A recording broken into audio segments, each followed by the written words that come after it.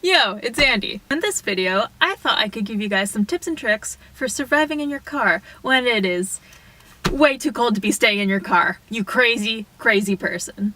Personally, I lived in my truck last winter. I instructed skiing, so I lived in the mountains. I was at about 9,000 feet elevation. I really looked out on the weather last year because it barely snowed the entire time I was there. It was still cold, but it hovered around the 30s, around freezing level off and on. But at night it did sink down, so the temperature range I lived in was about 0 to 30s in Fahrenheit. So I want to share my experiences, my tips and advice. I'm going to start off with some preparation advice. This is what you should be deciding when it's fall time, kind of when you're getting your plan together. The first thing you gotta do is plan where you're going to be living. If you're living in your car full time and you don't want to deal with frostbite temperatures, you're going to want to choose a location that's warmer, obviously. If you have the freedom to do so, take a note from the birds, migrate south, go down to lower elevations, just go where it's warmer. Oh, there's a cardinal that just jumped up on the window. Oh my god. This tip is more for people who have complete control over where they can go, what they're doing. Maybe if you're on more of a recreational trip, or if you don't have a job or family or anything else that ties you down to one area. That being said, there are reasons you're gonna have to stay and live in a colder climate. Like I said earlier, I had to stay in the mountains because I was working as a ski instructor.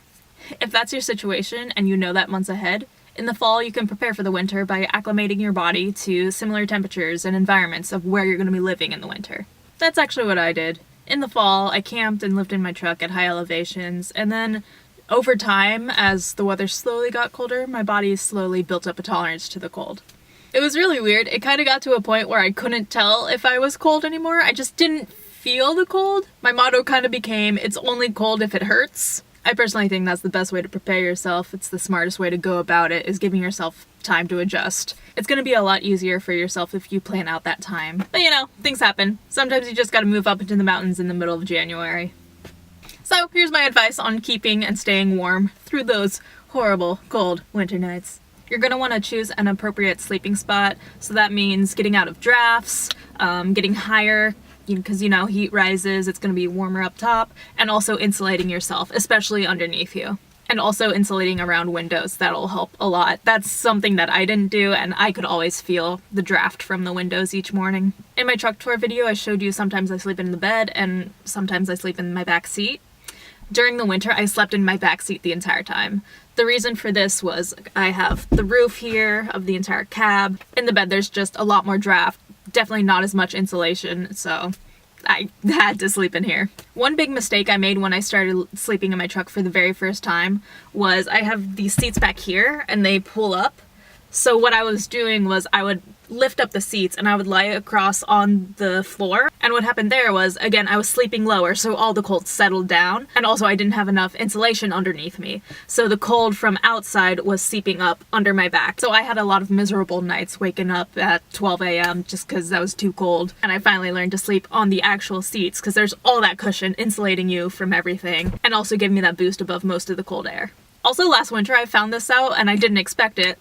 But I would park my car in the workers' lot and not move it for a couple days. And there was one night where it actually snowed. I woke up in the morning and I was so warm. And it turns out the fresh snow had acted like a blanket, almost like an igloo for my car. Alright, as for your actual bed setup, I highly, highly recommend getting a sleeping bag, a mummy bag specifically. The mummy bags really just consolidate all that heat in around your body. They're great.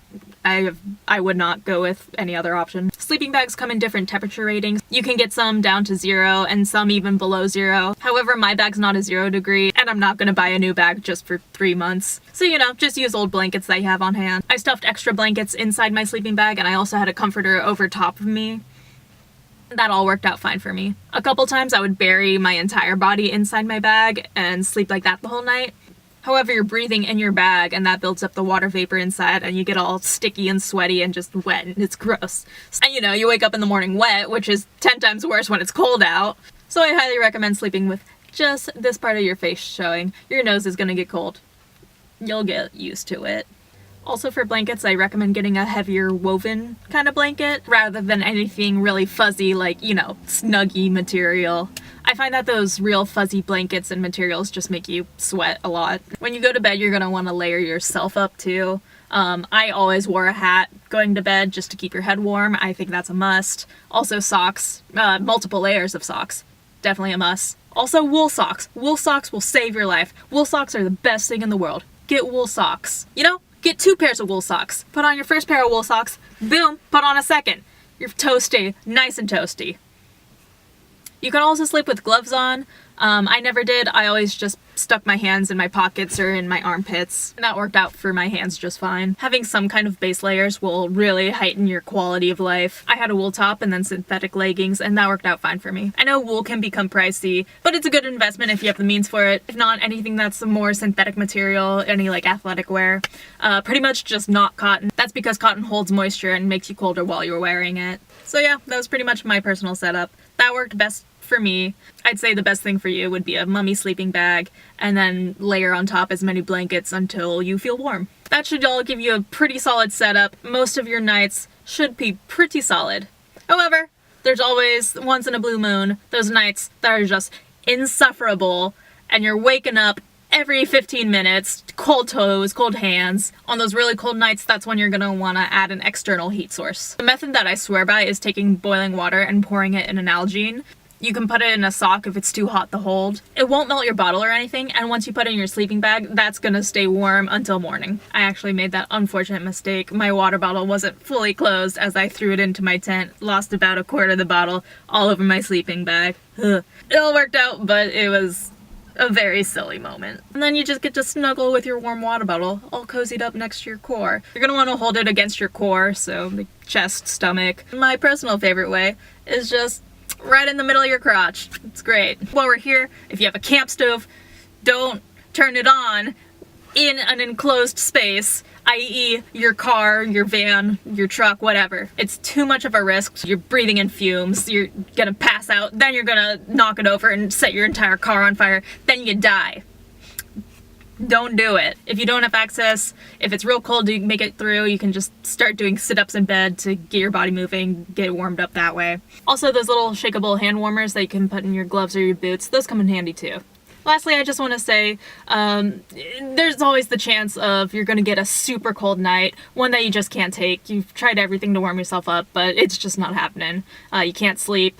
It's getting into dangerous territory where you're going to have to watch out for hypothermia or frostbite, anything like that. If it gets to conditions like that, just go inside. Don't try to tough it out. Call up a friend or someone you know, anything, just get indoors. If you don't know anything else, you can probably also just go to a police station if need be.